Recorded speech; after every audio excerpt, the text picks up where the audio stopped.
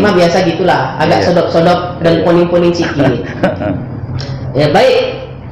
Bismi, ya di situ ada ismi, ya.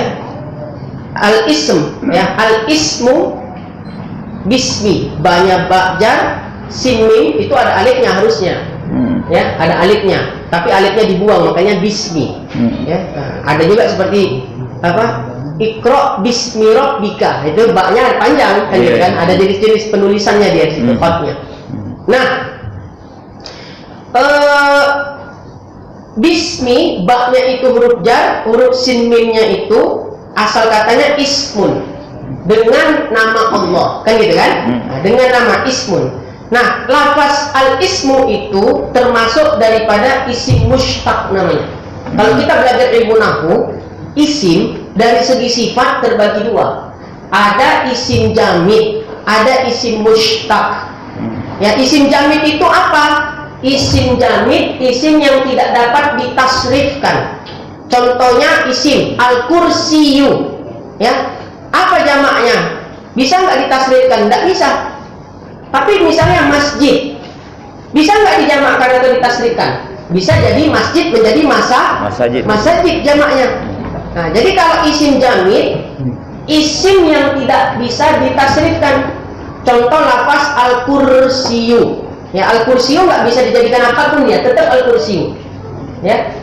Tapi kalau dia, ya, isim mushtaq, isim yang bisa ditasrifkan. Contoh alimun, orang alim, asal katanya dari kata ilmun. Masajid, yang masajid asal katanya dari masjid, itu namanya isim mushtaq. Maka lafaz ismun pada bismillah ini itu juga termasuk isim mushtaq dari kata summu, as-summu, ya as-summu. Maknanya apa? Bimakna rif'ah wal ulu, yang maha tinggi. Ya, nah, itu penafsiran dari Al-Imam Al-Qurtubi di dalam tafsir beliau, tafsir Al-Qurtubi. Saya ulangi, bismi, baknya huruf jar, isminya itu asal katanya ismun. Ya, ismun itu termasuk isim mushtaq, isim yang bisa ditasrifkan. Maka asal kata ismun adalah as-summu, alif lam sin mim waw. Ya, itu tulisannya as-summu. Apa maknanya? Ar-rif'ah wal ulu, yang maha tinggi. Ya, dengan nama yang maha tinggi, yang belum ada nama, ya, yang disifati dengan nama tersebut. Maka nanti kita jelaskan Allah itu apa gitu ya. Nah, yang maha tinggi. Nah, jadi itu namanya isim mushtaq. Jamaknya, jamak ismu apa? Asma. Bagus ya, asma. Kalau ditasghirkan, ya, ditasghirkan, dikecilkan lagi jadi sumai. Nah, ini udah nahwu, sorot segala macam. Ya. Kalau jamak asal katanya ismun, asal katanya tadi dari kata sumu. Ya, jamaknya ismun adalah asma. Kalau ditasghirkan jadi sumia. Ya, sumia bizalik. Nah, kan ada gitu kan di dalam kitab, dinamakan akan yang demikian itu. Nah, kan ada kitab Arab agak digunakan kata sumia. Nah, dalilnya mana? Firman Allah Subhanahu wa taala, walil asmaul husna, surah Al-A'raf itu kan. Nah, itu asma itu jamak daripada kata ismun. Wallahu a'lam bishawab. Jadi bis, huruf baknya sudah kita jelaskan, ismunnya juga sudah kita jelaskan. Nah, jadi kemudian Allah, ya, makna Allah itu kalau dalam ilmu nahwu adalah isim alam. Ya, setiap nama disebut dengan isim alam. Ya. Tapi dia namanya alam al-murtarjal. Alam al-murtarjal, isim alam dalam artian sebuah nama yang belum pernah dipakai nama tersebut oleh sesiapapun selain Allah. Ya, itu namanya isim alam murtarjal. Ya, isim atau sebuah nama yang dia belum pernah digunakan atau dipakai, ya, oleh selain Allah Subhanahu wa taala. Nggak boleh dipakai dan belum pernah ada yang memakai nama ya Allah. Tapi kalau mereka sering menyebut Allah, sering menyebut Rabb dan ilah. Jadi ada Rabb, ada ilah, ada Allah. Nanti kita jelaskan perbedaannya ya menurut ulama tafsir. Nah, dikatakan bahwa Allah itu adalah nama Tuhan kita yang wajibul wujud. Kalau berbicara ilmu tauhid, ya, ada al-asya itu ada yang wajibul wujud, ya, ada yang mustahilul wujud, ada yang jaizul wujud. Adanya itu wajib, adanya itu mustahil, adanya itu jaiz. Karena hukum akli itu berapa? Tiga. Jadi Allah termasuk al-zat al-wajibul wujud. Zat yang adanya itu wajib. Definisi wajib sesuatu yang tidak menerima akal, tidak menerima tiada, kan gitu kan? Artinya ya wajib ada. Jadi Allah itu adanya wajibul wujud, pasti ada. Jadi kalau ditanya apa contoh zat wajibul wujud, Allah. Hanya Allah saja yang bersifat zat wajibul wujud. Kedua, ada namanya mustahilul wujud. Ya. Sesuatu yang adanya itu mustahil, nggak mungkin dia ada selama-lamanya. Apa? Sekutu, anak dan istri bagi Allah. Punya Allah anak dan istri? Tidak. Ya, kalau kata Imam Ibnu Hazmin kemarin, ada kan gitu. Mampu nggak Allah menciptakan anak dan istri baginya? Mampu. Ya, mampu katanya. Itulah ahlul bid'ah. Makanya dia bilang kodok sholat nggak wajib. Ya kayak gitu, ikut. Ya. Ada sini pendapat kodok sholat nggak wajib? Ada juga. Ada juga. Ada tuh. Nah, ini di samping tadi lah. Saya teringat dulu almarhum. Beliau selalu menggaungkan ya bahwa orang yang punya hutang kodok sholat haram melakukan sholat sunnah. Ya. Ya, ini keterangan di dalam kitab Fathul Mu'in ada. Karya Syekh Zainuddin bin Abdul Aziz Al-Malibari Asy-Syafi'i. Juga ada di dalam kitab Nihayatuz Zain. Karya Syekh Muhammad Nawawi Ibnu Umar Al-Bantani Al-Jaya Syafi'i. Gara-gara beliau menyampaikan itu, beliau juga dimusuhi juga lagi sama orang. Heran kita nengoknya. Jadi beliau pada waktu itu menggaungkan daripada sholat sunnah bagus kodok sholat. Bahkan di dalam kitab Nihayatuz Zain, orang yang punya hutang kodok sholat haram melakukan sholat sunnah. Kenapa? Sholat sunnah yang hukumnya sunnah, kodok sholat hukumnya wajib. Gara-gara ini pun dimusuhi juga beliau. Bukan orang awam yang musuhi, ustad-ustad. Ini saya sampaikan nih, saya saksinya. Ya. Padahal maksud beliau itu bagus, dan yang beliau sampaikan itu kan mendasar ada di dalam kita. Di dalam mazhab Syafi'i, pendapat yang paling kuat seperti itu. Orang yang punya hutang kodok sholat haram melakukan sholat sunnah. Daripada dia sholat taraweh, bagus dia kodok sholat subuh. Marah ustaz-ustaz itu, jangan keras-keras sekali katanya. Cemana? Apa kata almarhum? Cemana orang itu tak marah mitra, takut orang itu tak dapat job taraweh katanya. Ingat betul saya itu. Iya, boleh job taraweh. Kenapa begitu Ustaz? Iyalah, nanti tak ada orang sholat taraweh. Padahal maksud beliau gini, imam biarkan dia sholat taraweh. Kita di makmum di belakang niat usolli fardhu subhi kodoan. Nggak ada masalah, imam sholat taraweh, makmum di belakang niat sholat kodok subuh. Dapat pahala jamaah, dapat. Ya, kunutnya cemana Ustaz? Kata beliau, pakai kunut yang paling pendek aja. Masih ingat betul saya? Ya, apa doa kunut paling pendek? Allahumma gfirli ya ghafur warhamni ya rahim.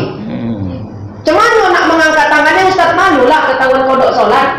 Tak usah angkat tangan kata beliau. Kenapa? Karena mengangkat tangan dalam kunut subuh itu masih khilaf juga di kalangan mazhab Syafi'i. Ada di kitab Al-Azkar, baru ketemu saya. 3 pendapat tentang mengangkat tangan di dalam sholat ketika membaca kunut. Jadi kata beliau, bagus nggak sebetulnya tujuan beliau? Bagus. Ya, supaya kita waktu kita habis untuk kodok sholat. Sampai beliau katakan apa? Sholat qobliyah, sholat ba'diyah lebih bagus diganti dengan kodok subuh, kan sama-sama 2 rakaat. Iya. Kan gitu kan? Nah, kenapa qobliyah ba'diyah itu sunnah, kodok itu tetap wajib. Cemana kunutnya Ustaz? Itu tadilah kunut yang paling pendek aja kata beliau. Apa doanya? Allahumma gfirli ya ghafur warhamni ya rahim. Sambil senyum beliau itu ucapkan itu. Terbayang saya wajahnya. Cuma jangan ini dibaca waktu sholat subuh biasa kata dia. Ya? Nah, biasa kan Allahumma dina fi man hadait. Ini Allahumma firli ya ghafur. Makmum menurut bahu nih katanya. Warhamni ya Rahim, Allahu Akbar. Wah, senang jamaah tuh. Inilah kunut yang bagus katanya. Singkat, padat dan tepat katanya. Pendek sangat. Pendek betul katanya. Tapi dalam kondisi darurat nggak apa-apa kan beliau. Ya, saya masih terbayang wajah beliau ketika menjelaskan itu. Jadi salah dipahami oleh orang yang nggak ngaji. Ya, dibenci beliau gara-gara menyampaikan itu. Ya, memang gini. Di dalam kitab Bughyatul Mustarsyidin, ini kalau mau mendalami fikih Syafi'i, khususnya khilafiyah, di antara ulama-ulama Syafi'iyah mutaakhirin, maka wajib dia membaca kitab Bughyatul Mustarsyidin. Di dalam kitab Bughyatul Mustarsyidin ada pendapat daripada Al-Imam Al-Habib Abdullah bin Muhammad Al-Haddad Al-Hadrami Asy-Syafi'i radhiyallahu anhu. Beliau mengatakan apa tentang kodok sholat ini? Orang yang punya hutang kodok sholat boleh dia sholat sunnah dengan syarat tidak melalaikan kodok sholat. Itu pendapat muqabilnya kaul asoh, namanya kaul sahih. Kaul sahih itu termasuk kaul do'if dalam mazhab Syafi'i. Tapi kaul do'if yang masih boleh diamalkan. Ya, untuk diri sendiri, nggak dijadikan fatwa. Boleh. Syaratnya apa tadi?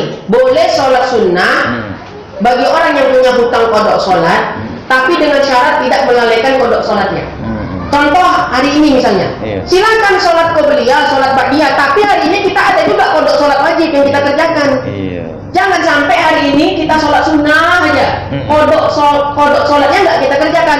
Pendapat yang kaul asoh maupun muqabil kaul asoh yaitu kaul sahih, kalaulah seperti itu modelnya haram. Sama aja dia. Sama. Jadi ada pendapat yang lebih ringan di dalam mazhab Syafi'i, disebut dengan muqabil kaul asoh yaitu kaul sahih. Caranya apa? Silakan lakukan sholat sunnah tapi jangan melalaikan sholat wajib. Kodok sholat wajib. Artinya apa? Sholat sunnah kerjakan, kodoknya juga kerjakan. Hari ini bapak ibu sholat qobliyah ba'diyah silakan. Tapi jangan sampai hari ini nggak ada mengkodok sholat sama sekali. Kalau sibuk kita kodok sholat, sibuk kita sholat qobliyah, sibuk kita sholat ba'diyah, tapi kodok sholat nggak ada yang kita kerjakan sama sekali, haram itu sholat sunnahnya. Ya, bukan pendapat pribadi, itulah pendapat di dalam mazhab kita, mazhab Syafi'i.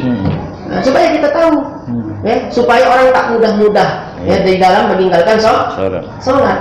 Tapi gara-gara itu beliau dimusuhi. Sampai beliau waktu itu ingat saya ngaji kitab Al-Hikam di STM, ngaji siang itu. Apa kata beliau? Kalau saya mati banyak yang senang nih. Seperti itu. Ya. Bapak Ibu hadirin wal hadirat, kalau saya mati betapa banyak orang yang senang. Yang senang itu bukan orang awam. Kan? Yang senang itu ustad. Aduh. Karena nggak banyak nggak suka sama beliau. Memang gitu. Orang yang istiqomah pasti banyak yang membenci. Ya siap. Kita harus, kalau ada yang nggak suka itu wajar. Itu beliau tegasnya luar biasa. Lucunya saya ngaji Tembung pernah ikut beliau. Ada pula jemaah bertanya begini, bukan bertanya, macam mendebat. Ya, belum siap nih menjelaskan, dipotong. Waktu itu pembahasan kunut subuh, seingat saya. Apa kata yang memotong tadi? Ustaz, salat subuh pakai kunut ya bid'ah katanya. Langsung. Muka beliau putih jadi merah. Apa? Bid'ah katanya. Ya. Mikir-mikir kau kalau mau kritik ulama katanya. Jadi Imam Syafi'i masuk neraka, kau masuk surga katanya. Kayak gitu. Yang fatwa kunut itu kan Imam Syafi'i. Dia pula berani membid'ahkan Imam Syafi'i. Berarti Imam Syafi'i masuk neraka, dia yang masuk surga katanya. Ya. Ilmu kita seujung kuku Imam Syafi'i pun nggak ada kata beliau. Berani-berani pula kita mau kritik ulama. Mikir-mikir kalau mau kritik ulama. Minggu depan tak datang lagi bapak tuh mengaji. Banyak hal-hal yang luar biasa. Tapi beliau itu penyayang, luar biasa, kasihan. Ada lagi orang datang ya, siang-siang minta pengaduan ke beliau, istrinya lagi hamil, anaknya 3 atau 4, ya, suaminya langsung ditalak 3 istrinya. Ya, jadi si suami ini berpendapat waktu itu dalam kondisi marah. Si istrinya udah bertanya ke sana kemari, ya, ke ustaz-ustaz lagi itu. Mayoritas ustaz menjawab talak 3 jatuh 3. Ada satu ustaz yang menjawab talak 3 jatuh 1. Datanglah beliau ini untuk mengharap kepastian, ya, karena bingung, langsung duduk di hadapan tuan guru tuh, laki bini, ya, apa masalahnya? Begini. Menangis beliau. Berapa anak kalian? 3. Ya. Ini lagi hamil lagi. Iya. Nangis beliau. Itu bukti penyayangnya beliau itu kan. Ya. Berapa jadi jatuh talaknya Ustaz? Jatuh 3 katanya. Si suami menyala, Ustaz. Kami udah bertanya sama Ustaz di sana. Nggak usah disebut lagi itu namanya kan. Dia kata talak 3 jatuh 1. Apa? Suruh dia mengaji sama saya. Dari menangis bisa merubah lagi beliau. Ya, saya ingat betul itu. Apa kata beliau? Ya, suruh dia mengaji lagi sama saya. Suruh dia kemari biar mengaji sama saya. Itu kenangan-kenangan kita sama beliau itu banyak. La haula wala quwwata illa billah. Baik, jadi itu suatu masalah juga yang diperdebatkan di Medan itu, ya. Banyak beliau dimusuhi bukan oleh kalangan awam bahkan, ya, kalangan orang-orang terpelajar. Ya, padahal beliau yang sampaikan itu selalu ada referensi daripada kita. Nah, baik Bapak Ibu hadirin wal hadirat rahimakumullah, kita lanjutkan. Ya, itu intermezzo aja istilahnya. Ngaji tauhid ini kalau tak dibawa itu mengantuk. Ya.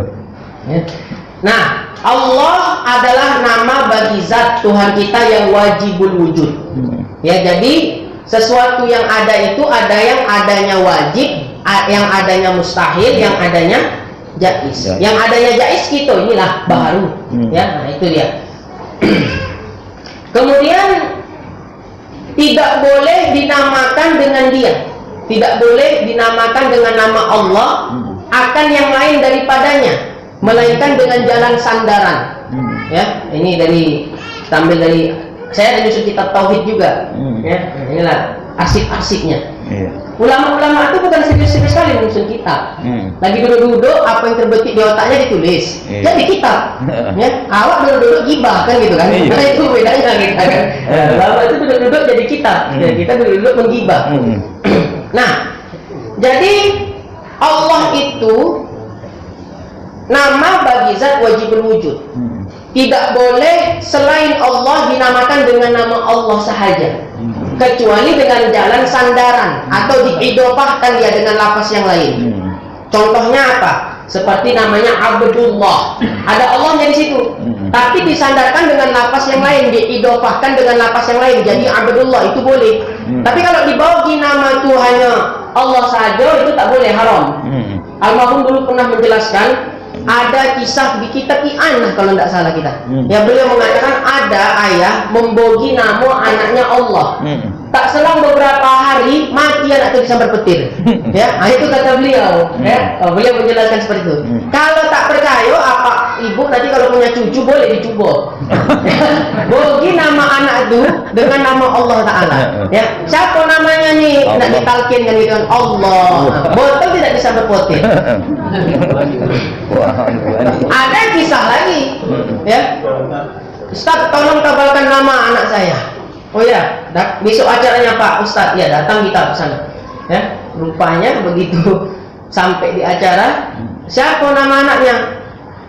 Abu Lahab. Ya. Tanya dari mana apa dapat nama Abu Lahab nih? Tabat siada Abi Lahab dari Al-Quran Pak Ustaz. Saking awamnya dia, anak itu dibogi nama Abu Lahab. Ya, dari mana dia ambil nama nih? Dari Al-Quran Pak Ustaz. Ya, tabat siada Abi Lahab katanya. Masya Allah. Nah, itu saking keawamannya itu. Di Al-Quran pula, aduh. Ya, setiap di Al-Quran kan dianggapnya elok. Iya. Masya Allah. Untung tidak Fir'aun. Fir'aun. Ada saja. Nah, jadi boleh dicoba tuh nanti ya. Jadi Allah itu hanya nama yang boleh dipakai untuk zat Allah Ta'ala, tidak boleh digunakan untuk yang lain.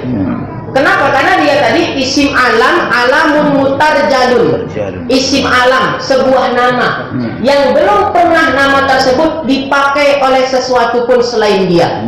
Dan tidak boleh selain dia menggunakan nama tersebut kecuali dengan jalan sandaran tadi, atau dengan diidofahkan kepada lafaz yang lain seperti Abdullah. Kemudian Allah itu termasuk Al-Ismul A'dham, ya, nama Tuhan kita yang paling agung. Jadi kalau ditanya siapa nama Tuhan kita yang paling agung, nama Tuhan kita yang paling agung dalam istilah tauhid namanya al-ismul a'zam adalah Allah. Allah. Dalilnya apa? Innani anallah la ilaha illa ana fa'buduni. Itu versi jumhurul ulama.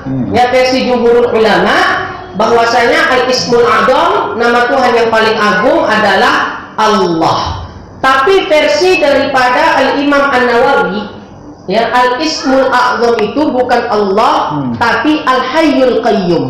Dalilnya mana? Allahu la ilaha illa huwal hayyul qayyum. Nah, itu namanya al-ismul a'zam.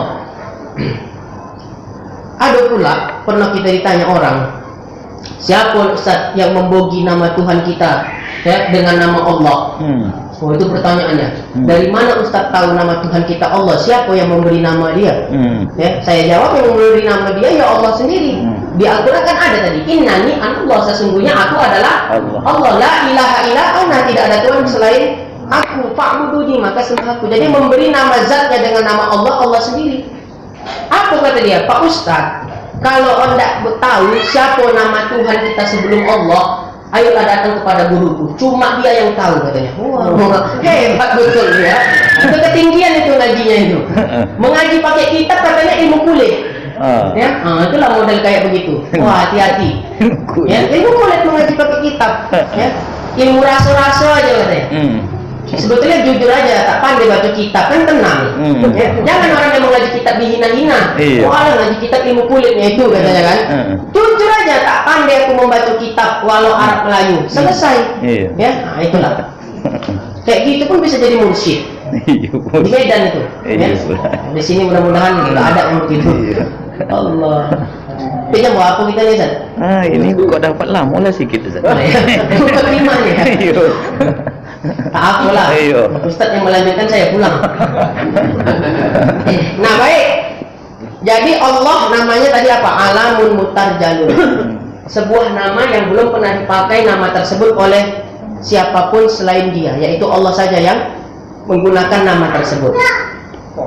Kita sering mendengar istilah ilah, Rob, bahkan Allah. Ketiga-tiganya ada pada misalnya la ilaha illallah. Ada ilah di situ. Rob apa? Alhamdulillahirabbil alamin. Bahkan alhamdulillah di situ ada Allah, ada Rob. Ya, apakah Rob, ilah dengan Allah itu sama? Beda. Kalau sama, nggak mungkin penggunaan kata alhamdulillahirabbil alamin. Kan dua jadinya double. Kalau memang sama, kan gitu kan? Nah, kalau memang sama nggak mungkin berulang. Ini mengaji tafsir ini ya, bukan menurut saya pribadi. Karena haram menafsirkan Al-Quran menurut logika sendiri. Ya, tak boleh menafsirkan menurut logika sendiri. Wa minan mangqala fil Qur'ani bi ra'yi, ya bi ra'yihi falyatawabba maq'adahu minan nar, kata Nabi. Barang siapa yang menafsirkan Al-Quran dengan akal pikirannya sendiri, maka dia telah mengambil satu tempat di neraka. Ya. Ada dulu orang dalam penjara orangnya, dia membaca ayat wa minan nasi wad-dawabi, ya, wal an'ami mukhtalifun alwanahu kadzalik innama yakhshallahu min ibadihil ulama. Jadi kata dia apa? Ulama itu asal takut sama Allah itu ulama. Mau kambing, mau ular, kalau takut sama Allah ulama. Ada nggak tuh di YouTube dengar itu? Udah gul orangnya. Ya, udah gul. Itu gara-gara penafsirkan Al-Quran menurut logika sendiri. Ini penafsiran saya, gobloknya minta ampun. Udah salah bangga. Ya harusnya malu lah ditegur ulama-ulama. Jangan kau nafsirkan Al-Quran. Ya, menurut logikamu sendiri, malu aturan ini, bangga. Ini penafsiran saya, mau ikut silakan, enggak silakan katanya. Ya, ayam kambing asal takut kepada Allah, dia adalah ulama. Bila pula mukalaf ayam itu gitu kan. Allahu akbar. Nah, jadi ada kata ilah, ada kata Rob, ada Allah. Lafaz ilah, lafaz Rob itu, ya, itu bisa digunakan dalam penyebutan Tuhan. Walau Tuhan itu bukan Allah. Makanya orang-orang kafir pada masa dulu kalau doa kepada Tuhan mereka Lata wa Uzza, ya bukan dengan ya Allah, ya Rob, ya Rob. Kenapa? Karena lafaz Rob, lafaz ilah itu dipakai juga nama bagi tuhan-tuhan selain Allah. Jelas maksudnya. Tapi kalau Allah tadi kan jelas, alamun mutarjalun, nama yang belum pernah digunakan untuk selain Allah. Jadi orang-orang kafir dulu kalau berdoa kepada berhala-berhala mereka, Dengan lafaz apa? Bukan ya Allah, tapi dengan lafaz apa? Ya Rob, ya Rob. Kenapa? Rob itu Tuhan. Ya, artinya Tuhan, ilah juga Tuhan. Tapi pemaknaannya apa? Tuhan yang bisa digunakan nama Tuhan selain Allah. Termasuk Tuhan-Tuhannya orang kafir dulu juga disebut Rob, juga disebut ilah. Jadi kalau lah ilah Rob itu sama, ngapain la ilaha illallah? Kan gitu kan? La ilaha illallah. Di dalam kitab Qul hadhihi sabili yang disusun oleh Al-Allamah Al-Muhaddis Profesor Dr. Abuya As-Sayyid Muhammad bin Alawi Al-Maliki Al-Hasani rahimahullah dikatakan la ilaha illallah, menunjukkan ilah dengan Allah itu beda. Kenapa Allah menggunakan makna ilah yang pertama pada kalimat nafi? La ilaha itu kan nafinya, membuktikan bahwasanya ilah-ilah kalian itu tak benar. La ilaha, ilah itu kan digunakan untuk nama Tuhan selain Allah juga bisa disebut ilah. Jadi sesembahan orang kafir, berhala-berhala, api, angin, kan orang nyembah itu kan, matahari, itu juga mereka sebut dengan ilah. Jadi la ilaha, tidak ada ilah. Maksudnya apa? Tuhan-Tuhan kalian itu nggak benar gitu lah. Ya. Jadi yang benar siapa? Illallah. Makanya dikatakan Allah itu zat wajibul wujud yang sebenar-benarnya harus disembahkan gitu dalam kitab tauhid kan? Zat yang disembah dengan sebenar-benarnya penyembahan. Itu isbatnya. Nah, jadi la ilaha illallah, tidak ada ilah melainkan atau kecuali Allah. Maksudnya apa? Ilah-ilah kalian itu salah. Ilah-ilah yang kalian sembah itu bukan Tuhan. Tapi yang benar adalah Allah. Allah itu kan Tuhan untuk orang Islam saja. Kalau ada agama lain ikut-ikutan menyebut nama Tuhan mereka Allah, itu ngikut-ngikut aja gitu. Ya, kenapa? Cuma Tuhan orang Islam yang disebut dengan jelas dengan makna Allah. Karena alamun mutarjalun tadi. Nah, itu dia. Jadi la ilaha illallah, apa yang dinafikan? Yang dinafikan Tuhan-Tuhan, sesembahan-sesembahan mereka. Apa yang diisbatkan Allah? Menunjukkan kalian tinggalkanlah sesembahan-sesembahan kalian dulu, maka sembahlah Allah. Itu maksudnya. Ya, makanya dibedakan ilah dengan Allah itu beda. Ya, kalau ada yang mengatakan ilah dengan Allah dengan Rabb itu sama, tak begitu. Ya, bukan tak pandai, kurang membaca mungkin. Ya, kurang membaca. Kalau memang sama, ngapain ayatnya alhamdulillahirabbil alamin? Kan seolah-olah terjadi pengulangan kata, sementara Al-Quran itu paling ya tidak seperti itu. Alhamdulillahirabbil alamin. Itu membuktikan Allah dengan Rabb itu berbeda. La ilaha illallah juga membuktikan ilah dengan Allah itu berbeda. Jadi Allah itu khusus. Ya, ilah dengan Rabb itu umum. Makanya saya katakan tadi orang kafir kalau berdoa ya Rabb, ya Rabb. Jangan nanti kita jalan ke Yerusalem, Palestina. Di Palestina kan nggak Islam semua, ada yang agama Nasoro. Jadi ketika mereka pakai kayu gini, ranting apa kalung gini, ya doa di depan kita, ya Rob, ya Rob, ya Rob. Mau agama baru nih, kata gitu kan? Kenapa? Dia pakai kalung ini, tapi doanya ya Rob, ya Rob. Awak yang kurang paham. Mereka berdoa kepada Tuhan mereka juga menggunakan kata Rob, karena Rob itu adalah sebuah nama untuk Tuhan, walau Tuhan itu bukan Allah saja. Tuhan-Tuhan mereka juga disebut dengan Rob. Berhala bahkan mereka menyebutnya Rob. Nah, jadi jangan heran nanti ada orang nyembah berhala, ya Rob, ya Rob, ya Rob gitu kan? Nah, jangan heran. Ya, jangan dibilang agama baru, enggak. Ya, kalau dia doanya ya Allah baru kita bisa protes penistaan agama ini. Sejak kapan Tuhan kalian Allah kan gitu kan? Tapi ketika mereka berdoa ya Rob, kita nggak bisa protes. Itu dia maknanya. Baik. Kemudian basmalah pun belum siap-siap nih ya. Rahman itu nama bagi sifat. Kalau Allah itu nama bagi zat. Rahman nama bagi sifat. Maknanya dua, ada makna khos, ada makna am. Ar-Rahman, Bismillah. Allah tadi udah jelas ya kan, kita tafsiran ya. Bismillahirrahman, Ar-Rahman. Ya, Ar-Rahman itu nama bagi sifat. Allah nama bagi zat, Ar-Rahman itu nama bagi sifat. Tapi ada juga ulama berpendapat Ar-Rahman itu adalah nama bagi zat juga. Ya, jadi Ar-Rahman dengan Allah itu sama-sama berhubung ia dengan zat. Dalilnya apa? Ar-Rahmanu 'alal asis tawa. Ini yang menjelaskan almarhum juga dulu. Allah nama bagi zat, Ar-Rahman juga nama bagi zat. Ada juga ulama yang berpendapat demikian. Dalilnya Ar-Rahmanu 'alal arsy istawa tadi. Jadi al-ismul a'zam ada Allah, ada Ar-Rahman, ada Al-Hayyul Qayyum. Jadi 3 ya. Nah, kalau Ar-Rahman itu nama bagi sifat, maknanya 2, ada khos, ada am. Ya.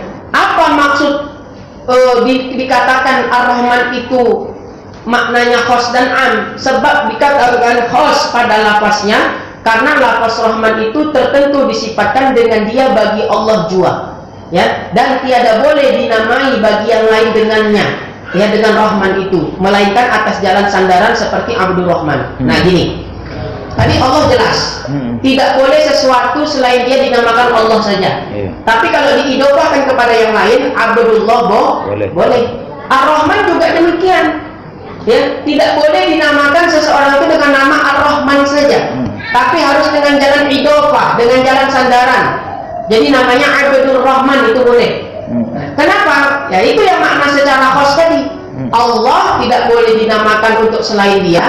Ar-Rahman juga tidak boleh digunakan nama itu untuk selain Allah, selain dia. Itu makna secara khos. Nah, makna Ar-Rahman secara am, secara umum, maksudnya apa? Makna Ar-Rahman itu pemurah kepada segala makhluk berakal atau ya tiada, baik dia Islam atau kafir. Gini, orang kafir kira-kira dibogi Allah tidak nikmat? Dibogi, rojoki dibagi, nikmat sehat dibagi, banyak nikmat yang Allah bogi kepada orang kafir.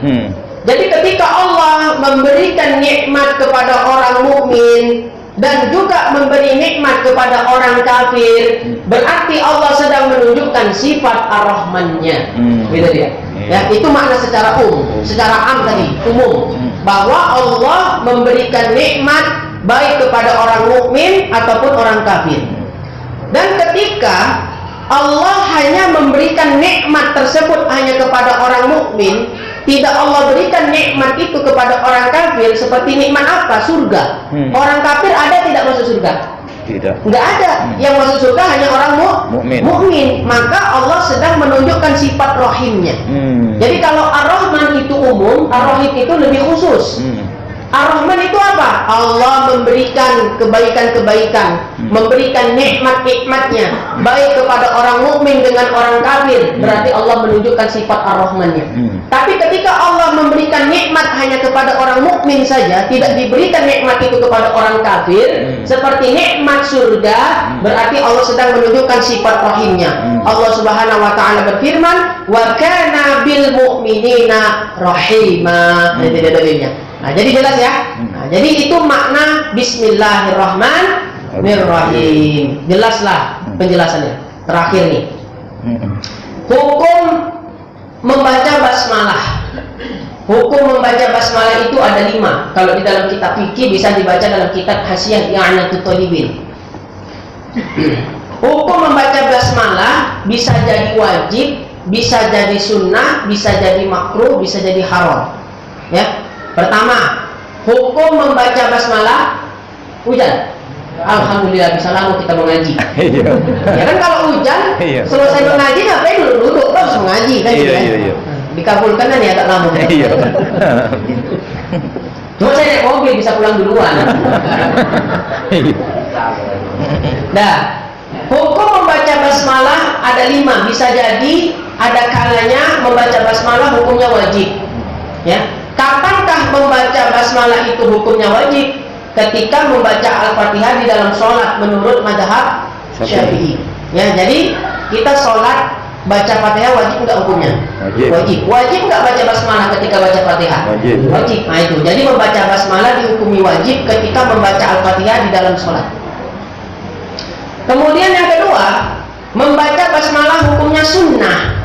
Sunnah ini ada sunnah aini, ada sunnah kifayah. Ada sunnah ainiyah, ada sunnah kifayah. Sama seperti fardu ain, fardu kifayah. Fardu ain itu apa ibu-ibu?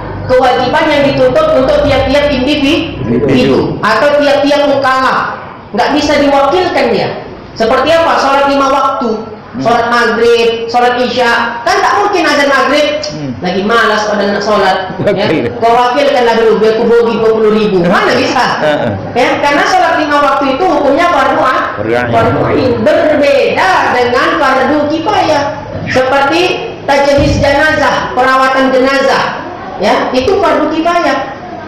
Seandainya ada yang meninggal dunia di sini, hanya 1 orang saja yang merawatnya, mulai dari memandikan, mulai dari mengkafankan, mulai dari mensolatkan sampai mengkuburkan, 1 orang saja yang melakukannya. Maka kewajiban untuk umat Islam yang ada di sekitar sini telah gugur. Tapi yang dapat pahala yang mengerjakan saja gitu.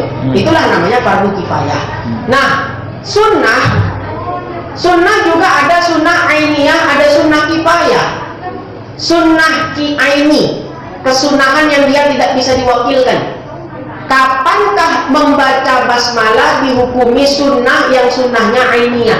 Membaca basmalah ketika berwudu. Membaca basmalah termasuk sunnah wudu tidak? Sunnah. Kapan dibaca? Sebelum datang. Kapan? Kita baca basmalah nggak kalau wudu? Iya, baca. Pertanyaan saya kapan membacanya? Pelaksanaannya, letaknya itu di mana? Basuh tangan. Nah, itu dia. Banyakan orang dia membaca basmalah ketika berwudu sebelum wudu. Dia baca dulu basmalah baru dia basuh tangannya. Betul? Iya. Salah. Ya, tidak begitu. Membaca basmalah sebagai sunnah wudu dilaksanakan bersamaan dengan membasuh kedua tangan sampai pergelangan tangan. Kalau wudu apa yang pertama kali basuh? Tangan kan sampai pergelangan tangan. Ketika membasuh tangan sampai pergelangan tangan tadi, lisan membaca Bismillahirrahmanirrahim serentak dia. Bukan sebelum wudu Bismillahirrahmanirrahim baru kita basuh. Iya. Bukan. Membaca basmalah sebagai sunnah wudu dilakukan bersamaan dia dengan membasuh kedua tangan sampai pergelangan tangan. Jelas ya? Ustaz, kalau berwuduknya di kamar mandi macam mana? Nah, ini perlu kita luruskan. Ini contohnya, kita masuk ke dalam ruang wuduk ini di dalam, masih sunnah nggak baca basmalah? Ini contoh tempat kita ini. Itu kalau masih di situ masih sunnah. Yang haram itu kalau udah masuk ke tempat pembuangan. Ya, ini kan ruangan ini kan. Kita wuduk di dalamnya kan gitu kan. Haram enggak? Itu belum termasuk kamar mandi, tempat wuduk itu. Jadi masih sunnah kita wuduk di situ Bismillahirrahmanirrahim. Tapi kalau wuduknya di dalam pintu warna hijau di dalamnya itu tempat pembuangan, janganlah kita lapaskan basmalah tuh. Nah, ini kalau kita wuduk tempat kayak gini. Kalau kita wuduk di kamar mandi rumah kita, apa tetap disunahkan membaca basmalah? Tidak disunahkan karena di dalam kamar mandi. Ya, tidak disunahkan. Hanya saja membacanya dianjurkan di dalam hati, tetap dibaca, tapi di dalam hati. Sebagaimana fatwa Imam An-Nawawi yang dinukil oleh Syekh Ibnu Hajar Al-Haytami di dalam kitab beliau Fatawa Al-Hadithiyah, ya. Orang yang semisal itu tetap dianjurkan membaca tapi tidak dilafazkan, cukup di dalam hati saja. Ya, jelas itu ya. Nah, sering terdengar problem begini, nggak boleh berwuduk di dalam kamar mandi yang ada WC-nya, betul? Iya. Pendapat siapa itu? Dari kitab mana? Ulama mana? Ya, dilarang berwuduk di kamar mandi yang ada pembuangannya, WC-nya, bila tidak ada lubang saluran airnya. Di mana ada kamar mandi tak ada lubang pembuangan salur airnya? Iya. Kan gitu kan aneh, berarti itu kan agak aneh lah tuh. Tak pakar ya, buat kamar mandi pun tak pandai. Dilarang pun bukan haram tapi makruh. Jadi kesimpulannya apa? Kamar mandi walau ada WC-nya, selagi ada tempat lubang pembuangan mengalir air, tidak makruh berwuduk di dalamnya. Jelas?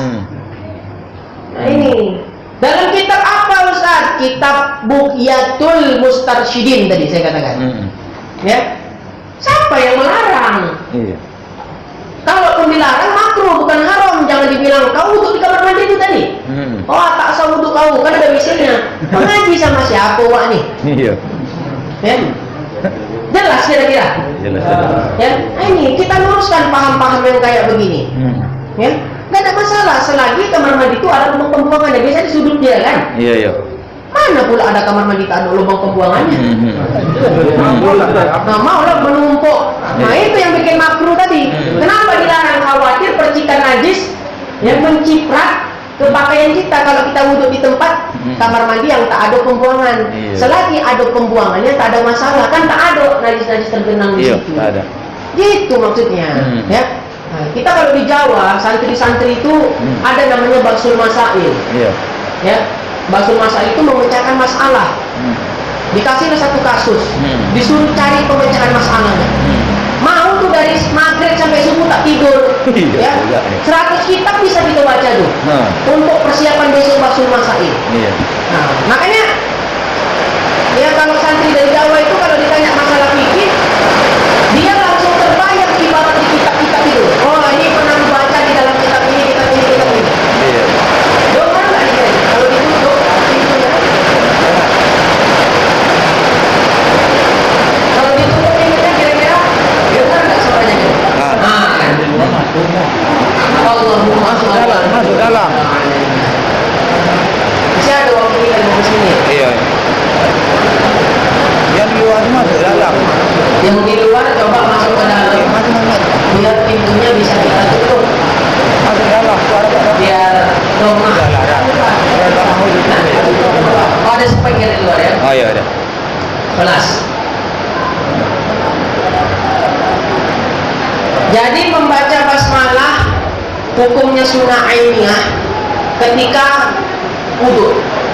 Ya, jadi disunahkan ketika wudhu membaca basmalah. Kapan membaca basmalah tadi? Bersamaan dengan membasuh tangan. Pernah nggak dengan istilah awal nisbi, awal hakiki? Belum. Nah, ini saya jelaskan sedikit.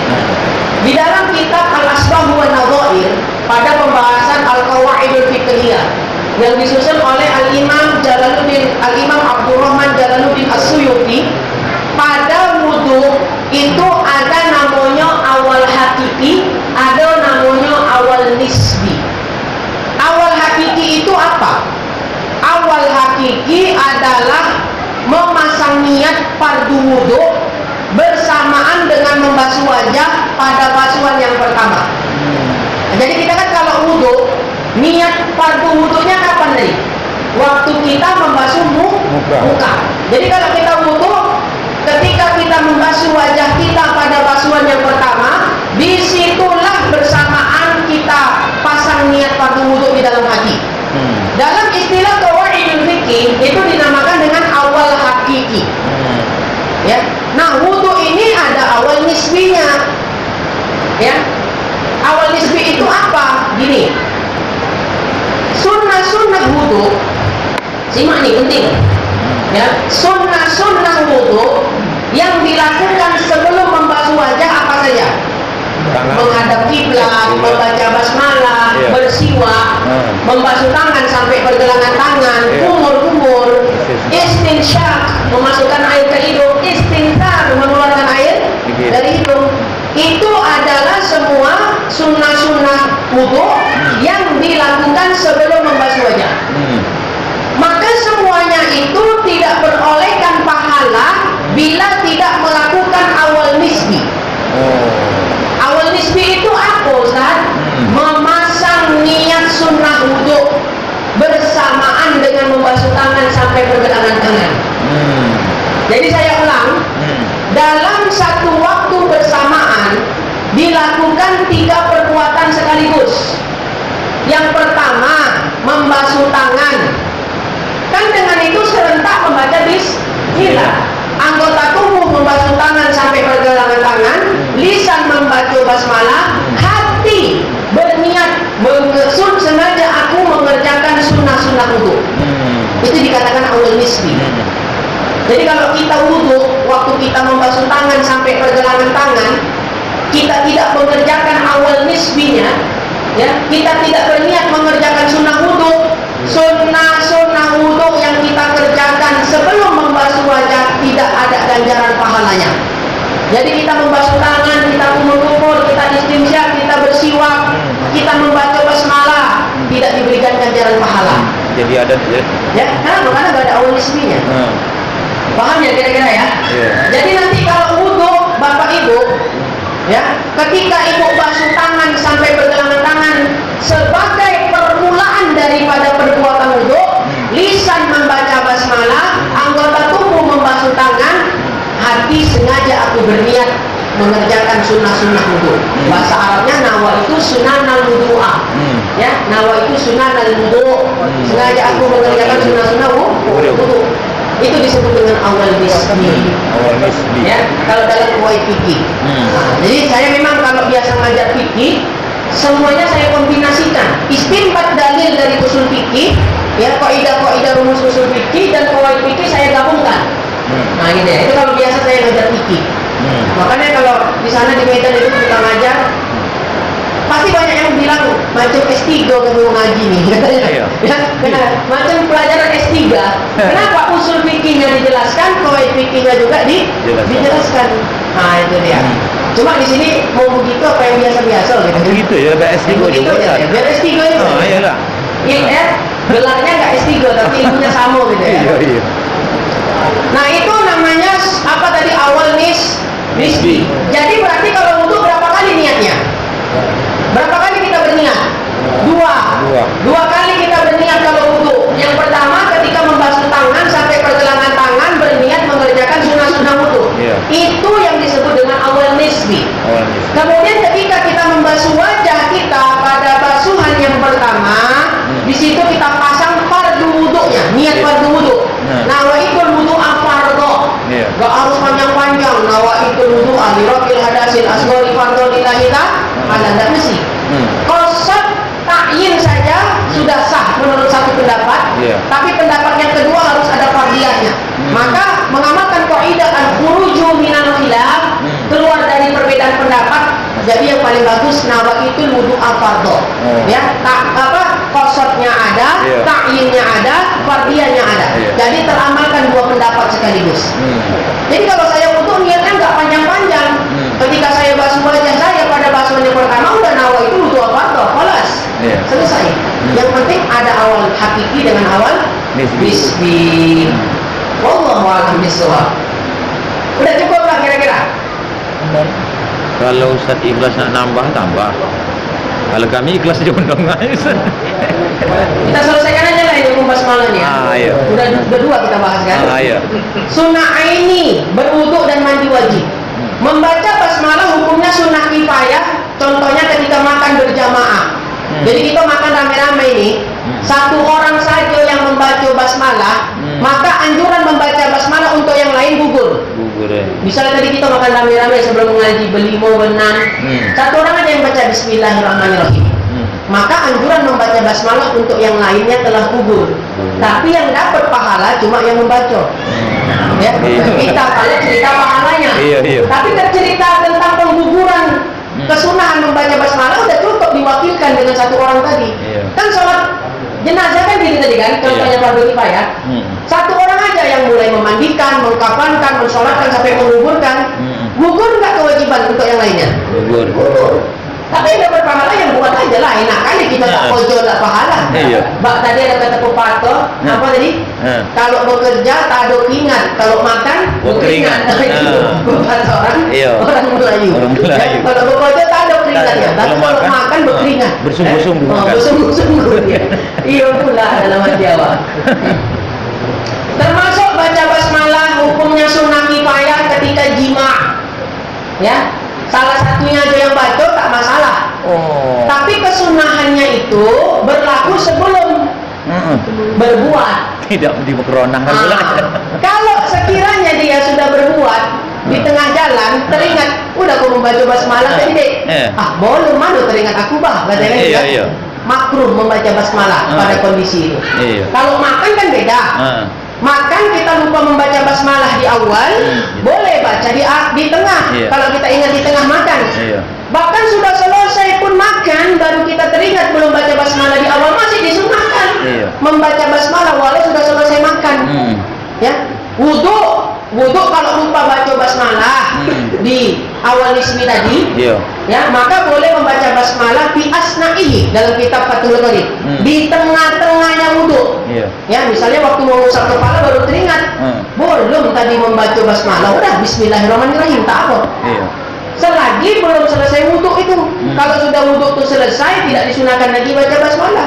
Beda dengan makan. Kalau makan sudah selesai pun makan masih disunahkan baca basmalah. Kenapa? Karena ada dalilnya. Apa kata Nabi? Setiap orang yang makan tidak membaca basmalah, maka setan ikut makan bersamanya.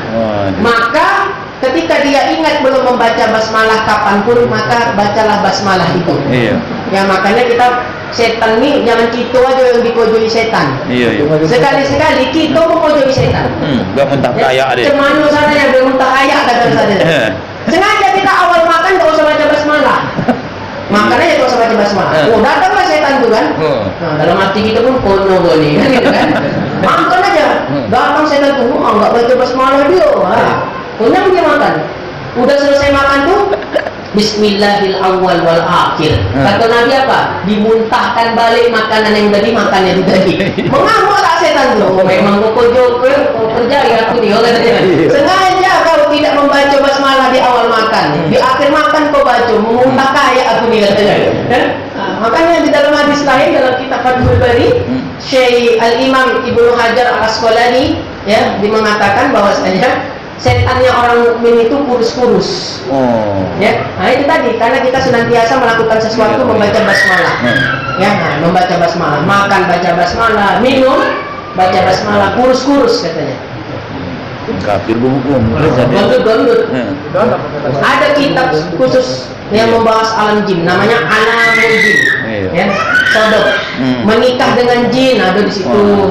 Ya, khilafiyah Syekh Ibnu Hajar, Syekh Romli, gitu ya. Ada permasalahan di sini. Ada sih menikah sama jin, tak usah lah mencari perkara. Ada juga rencana tapi tak jadi. Ada juga rencana tapi tak jadi ya. Nah, baik itu sunnah kifayah. Kemudian haram membaca basmalah pada pekerjaan haram yang jati, bukan haram aridi. Haram itu ada dua macam. Ada haram lizati, ada haram li aridi. Haram lizati itu apa? Keharaman yang meskipun ilatnya sudah hilang, dia tetap hukumnya haram. Contohnya begini, khamar, haram nggak khamar? Haram. Sedikit atau banyak, haram nggak? Haram. Haram. Kenapa dia haram? Ilatnya kenapa haram? Karena memabukkan. Sebab memabukkan zawalul akli, menghilangkan akal. Nah, kalaulah sekiranya berarti haramnya karena menghilangkan akal. Kalau kita minum sedikit, mabuk nggak kira-kira kita? Tidak. Tapi hukumnya haram juga apa enggak? Haram. Jadi haram lizati itu sesuatu yang haram, baik ilatnya masih ada ataupun telah tiada, hukumnya tetap haram, nggak berubah. Itu namanya haram lizati. Atau memahaminya bahasa muda kita, haram lizati itu sesuatu yang haram, memang mula jadi dia udah haram. Daging babi misalnya, yang mula jadinya udah haram, darah, ya, mula jadinya sudah haram, berarti namanya haram lizati. Kalau haram di aridi, sesuatu yang hukum asalnya halal, tapi karena sebab ilat tertentu dia menjadi haram. Contoh, sholat menggunakan pakaian dibeli dari uang curian. Dia sholat, tapi pakaiannya dibeli dari uang haram.